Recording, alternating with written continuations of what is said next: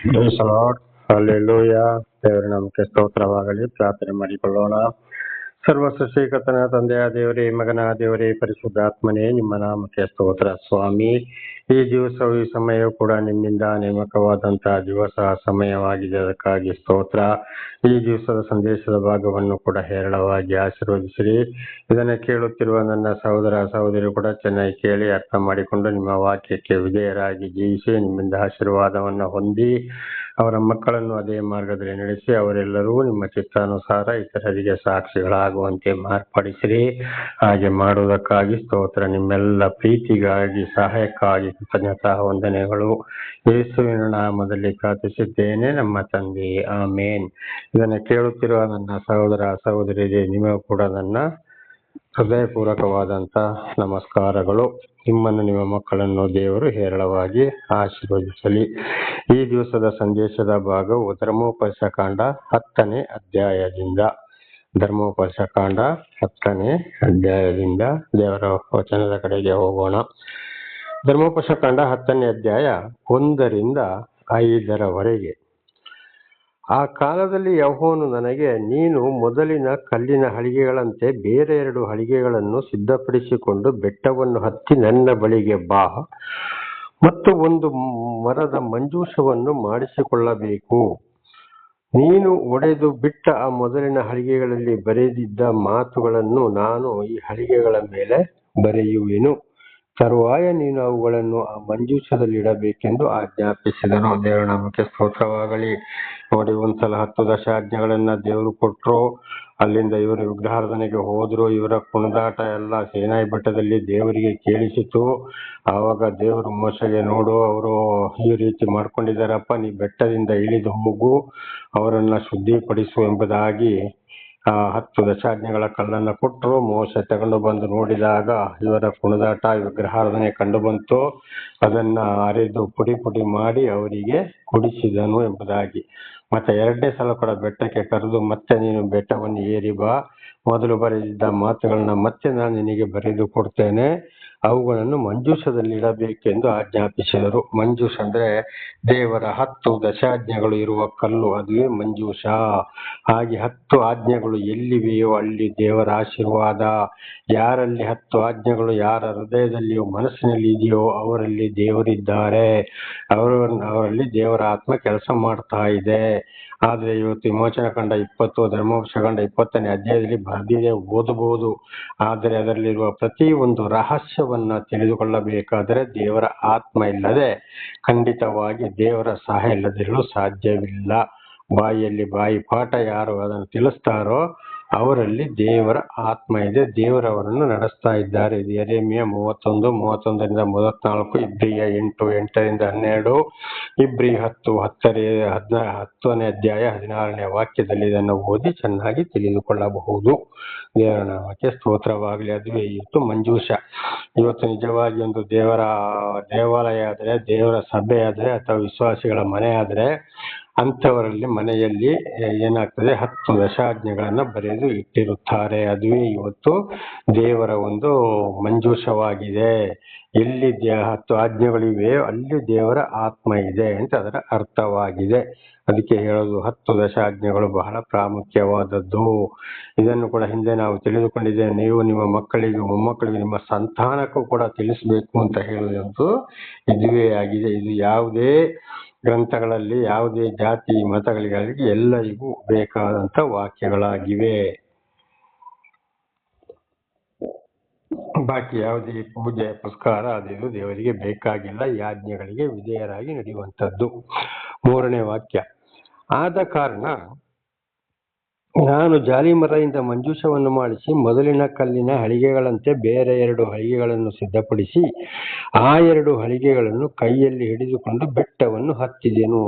ನೋಡಿ, ದೇವರು ಹೇಳಿದಾಗ ಏನ್ ಮಾಡ್ದ, ಮೋಶೆ ಮತ್ತೆ 2 ಕಲ್ಲುಗಳನ್ನು ಹಿಡ್ಕೊಂಡು ಬೆಟ್ಟಕ್ಕೆ ಹತ್ತಿದ, ದೇವರ ಹತ್ರ ಹೋದ.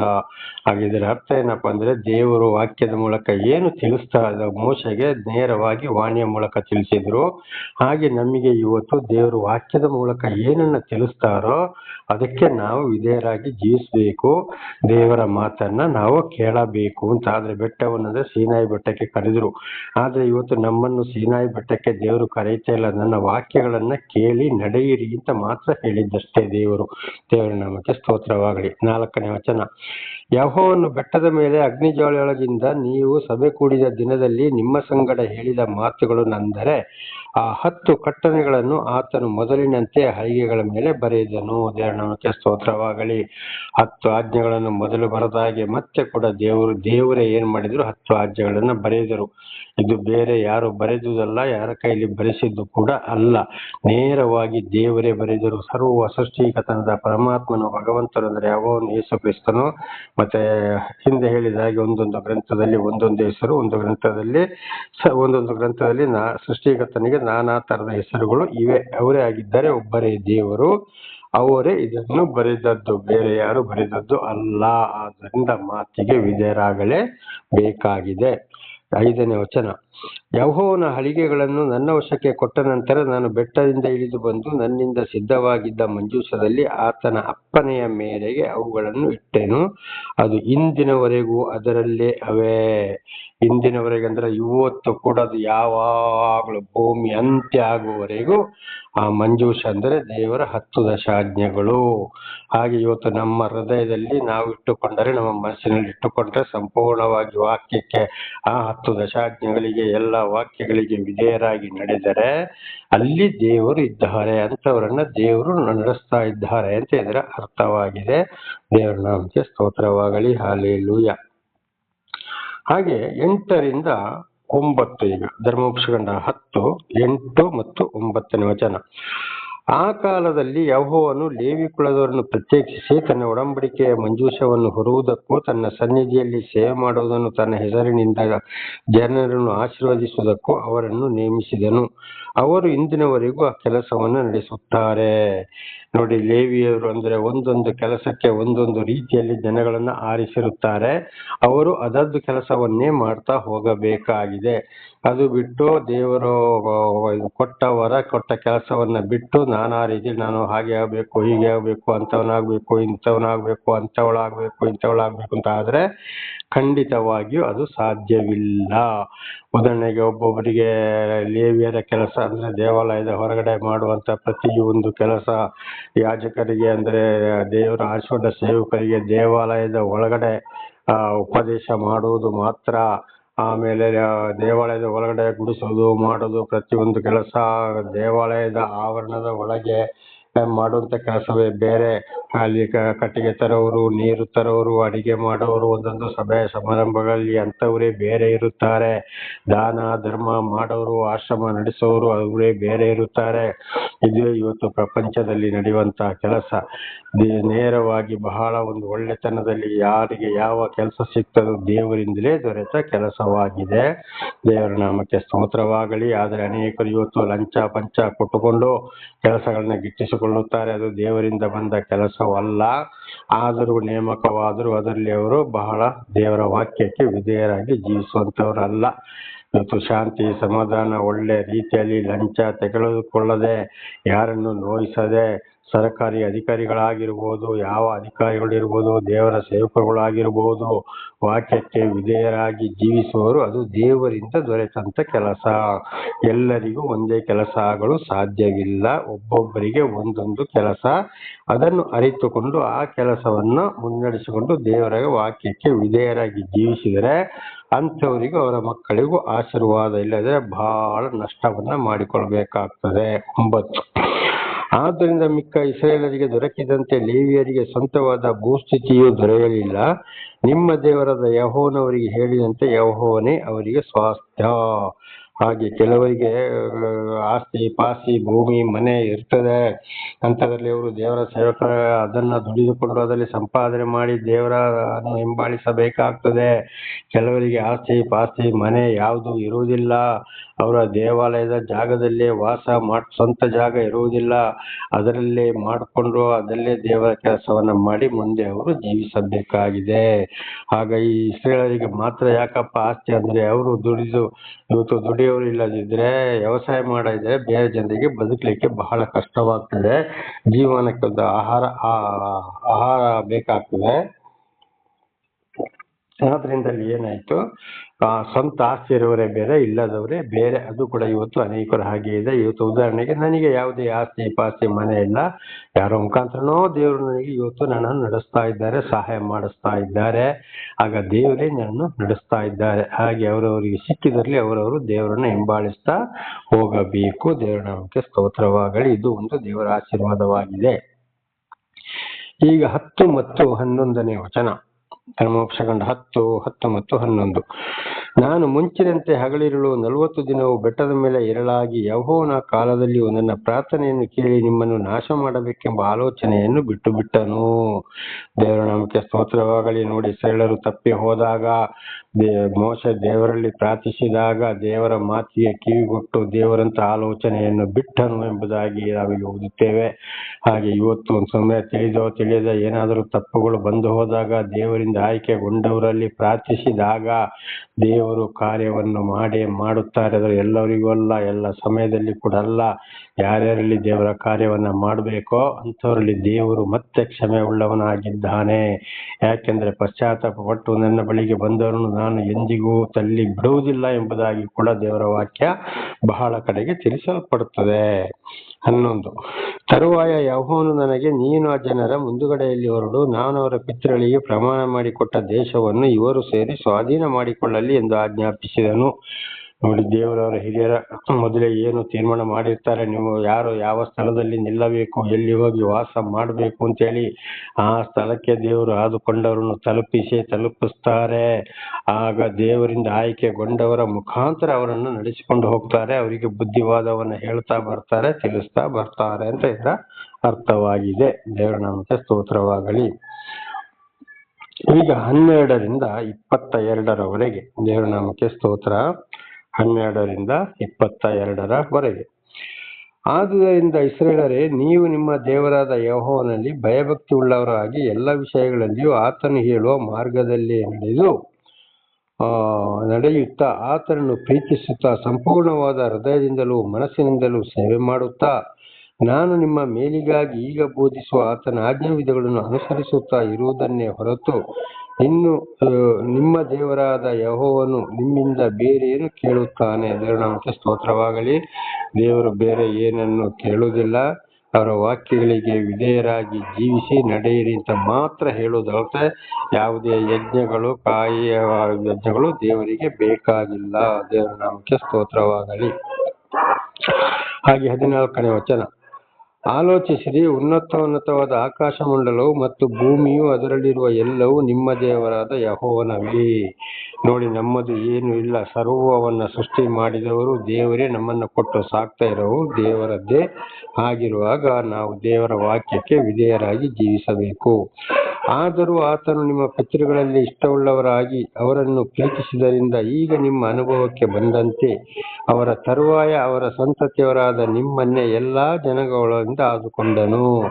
ನೋಡಿ, ನಾವು ಇತರ ಹಿಂದೆ ಪ್ರಾಪಂಚಿಕ ವಿಷಯದಾಗೆ ಕೆಟ್ಟ ಜನಗಳ ಮಧ್ಯದಲ್ಲಿ ನಾನಾ ರೀತಿ ಕಷ್ಟ, ಸಂಕಟ, ದುಃಖಗಳಲ್ಲಿ ಜೀವಿಸ್ತಾ ಇರುವಾಗ ನಮ್ಮನ್ನು ಆದುಕೊಂಡು ರಕ್ಷಣೆ ಕೊಟ್ಟವರು ದೇವರೇ ಹೊರತು ಬೇರೆ ಯಾರು ಅಲ್ಲ. ಯಾವ ವಿಗ್ರಹಗಳು, ಯಾವ ಜನರುಗಳು, ಯಾವ ದೇವಮಾನವರು ಅಲ್ಲ. ಸರ್ವ ಸೃಷ್ಟಿಕರ್ತನಾದ ಪರಮಾತ್ಮ ಭಗವಂತನ ಯೇಸು ಕ್ರಿಸ್ತನ ಯೆಹೋವನೇ ಹೊರತು ಬೇರೆ ಅಲ್ಲ. ದೇವರ ನಾಮಕ್ಕೆ ಸ್ತೋತ್ರ. 16. ಆದ್ದರಿಂದ ನೀವು ಆಜ್ಞೆಗೆ ಮಣಿಯದ ನಿಮ್ಮ ದುಸ್ವಭಾವವನ್ನು ಬಿಟ್ಟು ನಿಮ್ಮ ಹೃದಯದಲ್ಲೇ ಸುನ್ನತಿ ಮಾಡಿಕೊಳ್ಳಿರಿ. ನೋಡಿ, ದೇವರ ವಾಕ್ಯವನ್ನು ತಿಳಿಸುವಾಗ ಮತ್ತು ಹೃದಯವನ್ನು ಘಟ ಮಾಡಿಕೊಂಡು ಹಠ ಮಾರಿತರದ ಹೋಗಬಾರದು. ಹೃದಯವನ್ನು ಸುನ್ನತಿ ಅಂದರೆ ಹೃದಯವನ್ನು ಶುದ್ಧಗೊಳಿಸಿರಿ, ದೇವರಿಗೆ ಬಿಟ್ಟು ಕೊಡಿರಿ, ದೇವರ ವಾಕ್ಯಕ್ಕೆ ಸಂಪೂರ್ಣವಾಗಿ ವಿಧೇಯರಾಗಿರಿ. ಈಗ ಗಂಗಾ ಸ್ನಾನ ಅಂದ್ರೆ ದೀಕ್ಷಾ ಸ್ನಾನ ಮಾಡಿಸಿಕೊಂಡ್ರು ಕೂಡ ಅದು ಮೈ ಮೇಲೆ ಇದ್ದ ಧೂಳು ಹೋಗ್ಬಹುದು. ಆದ್ರೆ ಹೃದಯವನ್ನು ಶುದ್ಧ ಮಾಡಲು ಸಾಧ್ಯವಿಲ್ಲ. ಹೃದಯ ಶುದ್ಧವಾಗಬೇಕಾದ್ರೆ ದೇವರ ಮಾತನ್ನ ಸಂಪೂರ್ಣವಾಗಿ ನಾವು ನಮ್ಮ ಜೀವಿತಕ್ಕೆ ಅಳವಡಿಸಿಕೊಂಡು ನಮ್ಮ ಪ್ರಾಣ ಶರೀರಕ್ಕೆ ನಾವು ಅಳವಡಿಸಿಕೊಂಡು ನಡೆದಾಗ ಮಾತ್ರ ನಮ್ಮ ಹೃದಯ ಶುದ್ಧವಾಗ್ತದೆ. ಹಾಗಿದ್ದರೆ ಮಾತ್ರ ದೇವರ ಆಶೀರ್ವಾದವು ದೊರಕಬಹುದು. ನಿಮ್ಮ ದೇವರಾದ ಯೆಹೋವನು ದೇವಾದಿ ದೇವನಾಗಿಯೂ ಕರ್ತನ ಕರ್ತನಾಗಿಯೂ ಇದ್ದಾನೆ. ಆತನು ಪರಲೋಕ ದೇವರು, ಪರಾಕ್ರಮಿಯೂ ಭಯಂಕರನೂ ಆಗಿದ್ದಾನೆ. ನೋಡಿ, ದೇವರು ಹೌದು, ಶಾಂತಿ ಸಮಾಧಾನ. ಇದು ಯೆಶಾಯ 9ನೇ ಅಧ್ಯಾಯ 6ನೇ ವಾಕ್ಯದಲ್ಲಿ ಓದ್ಬೋದು. ಸರ್ವ ಸೃಷ್ಟಿಕರ್ತನು, ಸೇನಾಧೀಶ್ವರನು, ಪರಾಕ್ರಮಶಾಲಿಯು, ಸಮಾಧಾನದ ಪ್ರಭು, ನಿತ್ಯನ ತಂದೆಯು, ಅದ್ಭುತ ಸ್ವರೂಪನು, ಆಲೋಚನಾ ಕರ್ತನು, ವಿಮೋಚನ ಕಾಂಡದಲ್ಲಿ ನೋಡುವಾಗ ಆರೋಗ್ಯದಾಯಕನು ಎಂಬುದಾಗಿ ಕೂಡ ಬರೆಯಲ್ಪಟ್ಟಿದೆ. ದೇವರಲ್ಲಿ ಎಲ್ಲ ಗುಣಗಳಿವೆ. ಒಬ್ಬೊಬ್ಬರು ಹೇಳ್ತಾರೆ ಬರೀ ಶಾಂತಿ ಸಮಾಧಾನ, ದೇವರು ನಮಗೆ ಶಿಕ್ಷೆ ಕೊಡ್ತಾನೆ ಎಂಬುದಾಗಿ. ಆದರೆ ಒಳ್ಳೆಯದಕ್ಕೆ ಒಳ್ಳೆಯವನೇ, ಕೆಟ್ಟದಕ್ಕೆ ಕೆಟ್ಟವನೇ. ಶಾಂತಿ ಇದೆ, ಸಮಾಧಾನ ಇದೆ, ಶಿಕ್ಷೆಯೂ ಇದೆ, ಎಲ್ಲವೂ ಇದೆ. ಭಯಂಕರ. ಸರ್ವವನ್ನ ಸೃಷ್ಟಿ ಮಾಡಿದವರು ಅವರೇ. ಆಕಾಶದ ಕೆಳಗೆ ಸೂರ್ಯನನ್ನು ಇಟ್ಟವರು ಅವರೇ. ಆ ಸೂರ್ಯದ ಬೆಳಕನ್ನು ನಮಗೆ ಭೂಮಿಯಲ್ಲಿ ತಡ್ಕೊಳಕ್ ಆಗೋದಿಲ್ಲ. ಹಾಗಿರುವಾಗ ಸೂರ್ಯನನ್ನು ಉಂಟು ಮಾಡಿದ ದೇವರು ಎಂತ ಭಯಂಕರನಾಗಿರಬೇಕು. ನೋಡಿ, ಗುಡುಗು ಸಿಡಿಲು ಬರುತ್ತದೆ. ಆಗಾಗ ಗುಡುಗಿಗೆ ದೇವರ ಮಾತಾಗಿದೆ. ನಮಗೆ ಭೂಲೋಕದಲ್ಲಿ ಕೇಳಕ್ ಆಗೋದಿಲ್ಲ. ಸಿಡಿಲು ನಮ್ಮನ್ನು ನಡಗಿಸಿಬಿಡುತ್ತದೆ, ಗುಡುಗು ನಡಗಿಸ್ತದೆ. ಆಗ ಅದನ್ನು ಉಂಟು ಮಾಡಿದ ದೇವರು ಎಂಥವರಾಗಿರಬೇಕು. ಅವರೇ ಸೃಷ್ಟಿಕರ್ತನಾದ ದೇವರಾಗಿದ್ದಾರೆ.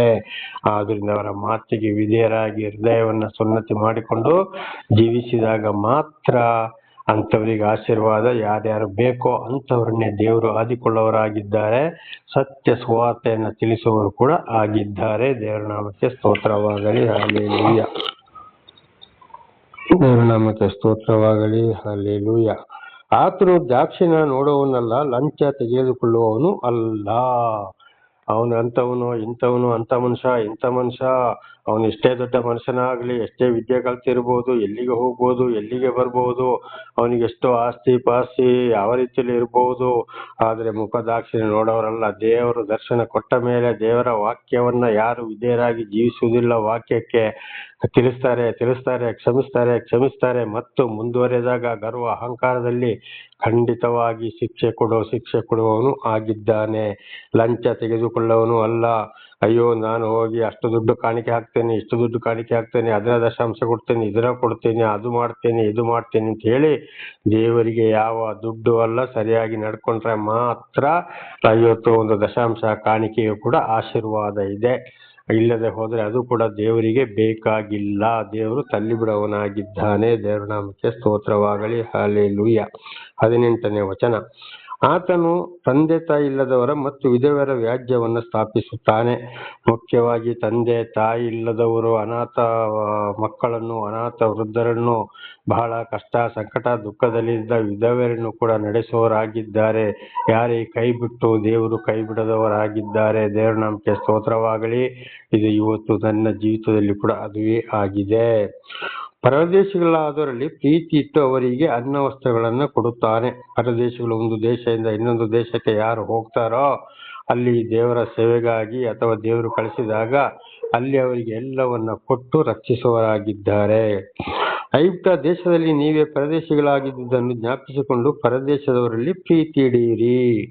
ಹಾಗೆ ಇದರ ಅರ್ಥ ನಾವು ಇವತ್ತು ಏನ್ ಮಾಡ್ತೇವೆ ಅಂದ್ರೆ, ನಮ್ಮನ್ನು ಯಾವ ರೀತಿ ಕಷ್ಟ ಸಂಕಟ ದುಃಖಗಳಿಂದ ದೇವರು ಬಿಡುಗಡೆ ಮಾಡಿ ನಡೆಸ್ತಾ ಇದ್ದಾರೋ ಹಾಗೆ ಇತರರ ಮೇಲೆ ಕೂಡ ನಾವು ಪ್ರೀತಿ ಇಡಬೇಕು. ಅವನು ನಮ್ಮ ಜಾತಿಯಲ್ಲ, ಇವನು ನಮ್ಮ ಊರವನಲ್ಲ, ನಮ್ಮ ದೇಶದವನಲ್ಲ, ನಮ್ಮ ರಾಜ್ಯದವನಲ್ಲ ಅಂತೇಳಿ ನಾವು ನೋಡಬಾರ್ದು. ಪ್ರತಿಯೊಬ್ಬರು ದೇವರ ಸೃಷ್ಟಿಗಳೇ. ಎಲ್ಲರಿಗೂ ದೇವರೇ ಸರ್ವವನ್ನ ಸೃಷ್ಟಿ ಮಾಡಿ ಕೊಟ್ಟವರಾಗಿದ್ದಾರೆ. ಪ್ರತಿಯೊಬ್ಬರು ದೇವರ ಒಂದು ಸೃಷ್ಟಿಗಳಾದ್ದರಿಂದ ಪ್ರತಿಯೊಬ್ಬರ ಮೇಲೆ ಕೂಡ ನಮ್ಮ ಪ್ರೀತಿ ಇರಬೇಕು. ಒಂದು ವೇಳೆ ಅವರು ತಪ್ಪಿ ಹೋದರೆ ಅವರ ಪಾಪಗಳಿಗೆ ದೇವರೇ ಅದಕ್ಕೆ ಉತ್ತರ ಕೊಡವನಾಗಿದ್ದಾನೆ, ನ್ಯಾಯ ತೀರ್ಪು ಕೊಡವನಾಗಿದ್ದಾನೆ. ಕೆಟ್ಟವರು ತಕ್ಕಂತೆ ಅಂತವರನ್ನ ಬಿಟ್ಟು ಜೀವಿಸಬೇಕಾಗಿದೆ. ಇಷ್ಟೇ. 20. ನಿಮ್ಮ ದೇವರಾದ ಯೆಹೋವನಲ್ಲಿ ಭಯಭಕ್ತಿ ಉಳ್ಳವರಾಗಿ ಆತನನ್ನು ಸೇವಿಸಬೇಕು. ಆತನನ್ನು ಹೊಂದಿಕೊಂಡು ಆತನ ಹೆಸರಿನ ಮೇಲೆ ಪ್ರಮಾಣ ಮಾಡಬೇಕು. ದೇವರನ್ನೇ ಹೊಂದಿಕೊಂಡು ನಾವು ನಡೆಯಬೇಕು. ಆತನ ಮೇಲೆ ನಮ್ಮ ಭರವಸೆಯನ್ನೇ ಇಡಬೇಕು. ಯಾಕೆಂದ್ರೆ ನಾನು ನಿನ್ನಲ್ಲಿಯೇ ಭರವಸೆ ಇಟ್ಟು ನಾನು ಮುಂದೆ ನಡೆಯುತ್ತೇನೆ ಅಂತ ನಾವು ದೇವರಿಗೆ ಮಾತು ಕೊಡಬೇಕು. ನಿನ್ನ ಮಾತನ್ನು ಮೀರಿ ನಾನು ನಡೆಯೋದಿಲ್ಲ.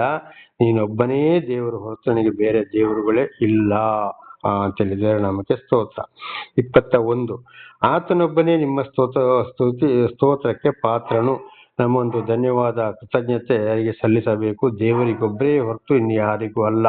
ಯಾವುದೇ ಮನುಷ್ಯರನ್ನ ಗೌರವಿಸಬೇಕು, ಅವರಿಗೊಂದು ನಮಸ್ಕಾರವನ್ನು ಹೇಳಬೇಕು, ಅವ್ರನ್ನ ಪ್ರೀತಿ. ಆದರೆ ನಮ್ಮ ಪೂರ್ತಿ ನಂಬಿಕೆ ಭರವಸೆ ಯಾರಲ್ಲಿ ಇರಬೇಕು? ದೇವರಲ್ಲಿ ಇರಬೇಕು.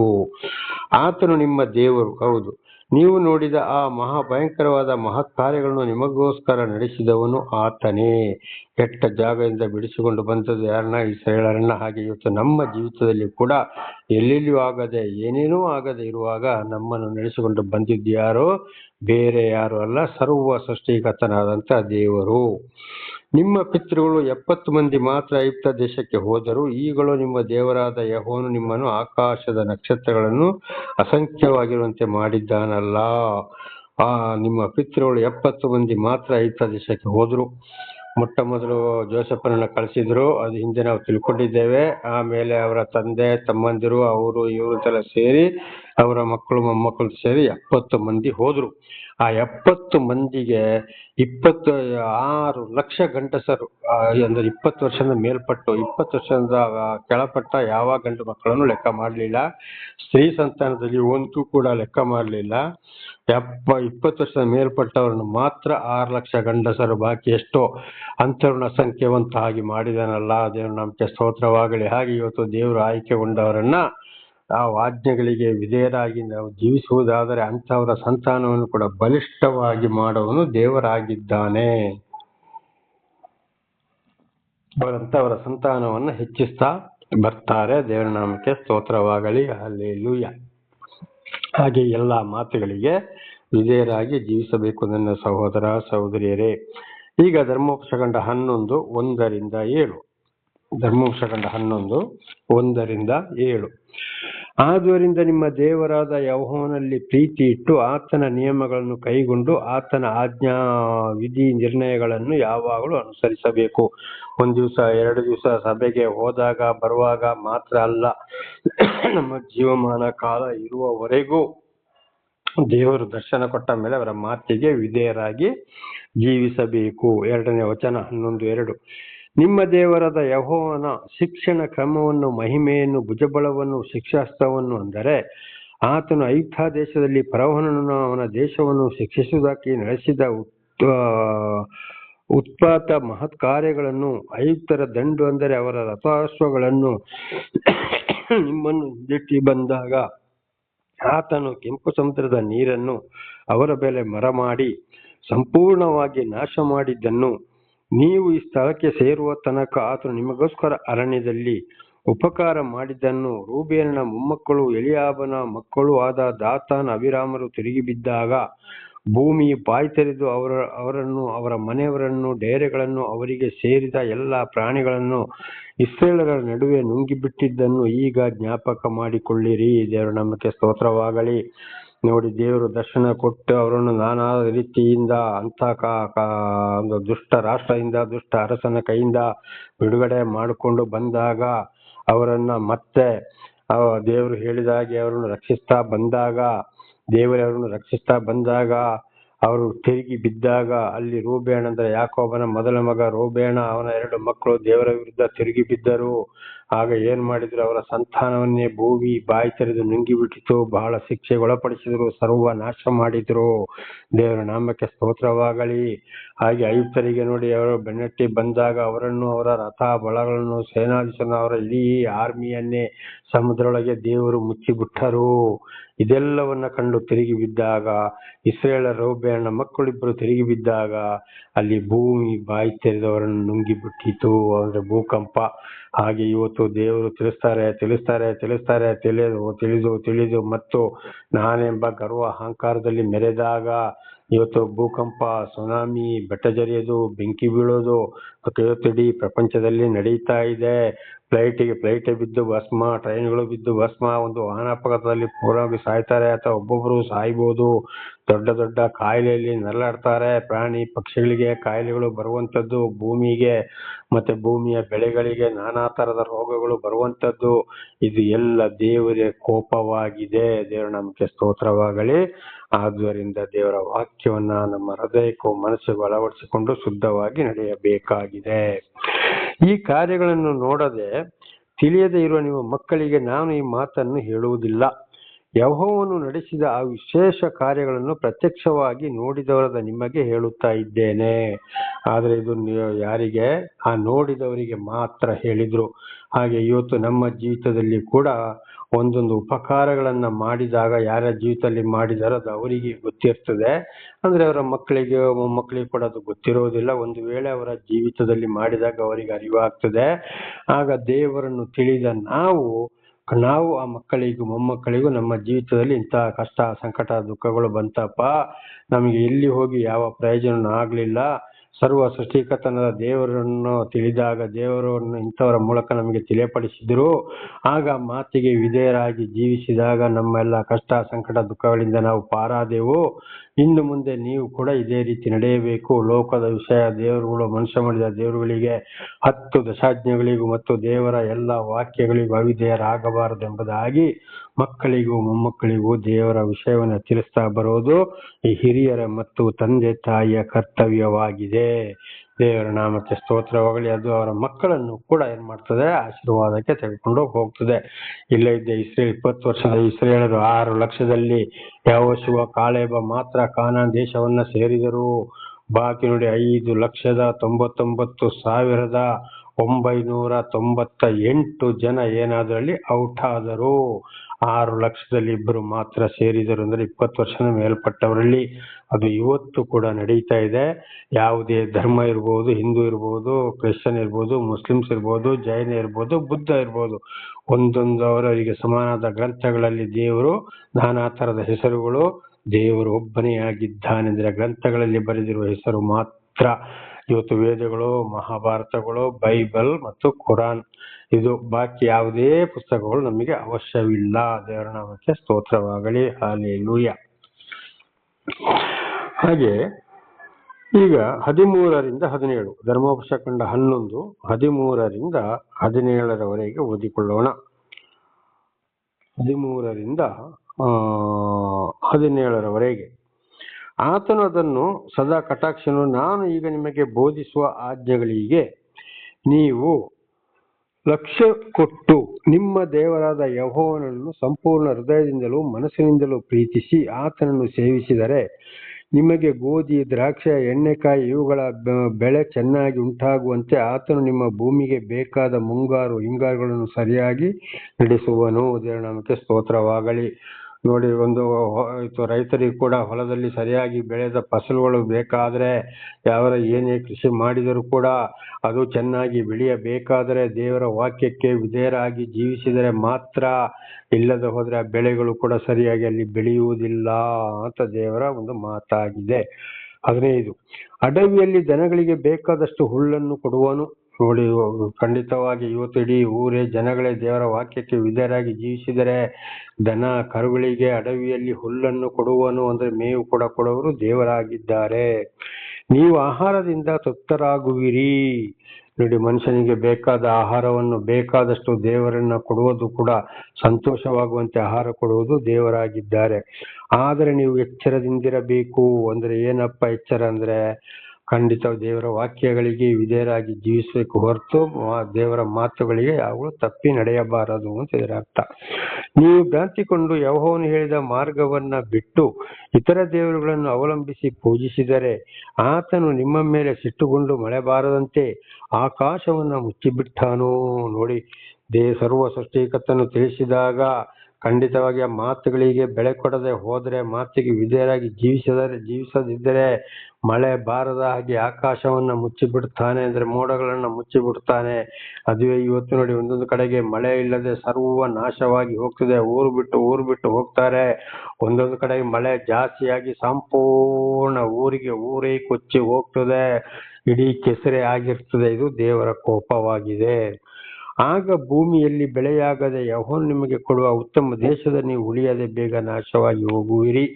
ನೋಡಿ, ಖಂಡಿತವಾಗಿ ಮಳೆ ಬಾರದಾಗಿ ತಡೆದು ಅಥವಾ ಮಳೆ ಬಂದು ಜಾಸ್ತಿಯಾಗಿ ಸರ್ವ ಕೊಚ್ಚಿ ಹೋಗಿ ಕಡೆಗೆ ಏನಾಗ್ತದೆ, ಮಣ್ಣಲ್ಲಿ ಮಲಗಬೇಕಾಗ್ತದೆ. ಎಂತೆಂಥ ಕೋಟೇಶ್ವರು ಭಿಕ್ಷಾಧಿಪತಿಗಳು ಗಂಜಿ ಕೇಂದ್ರಕ್ಕೆ ಬಂದಿದ್ದಾರೆ.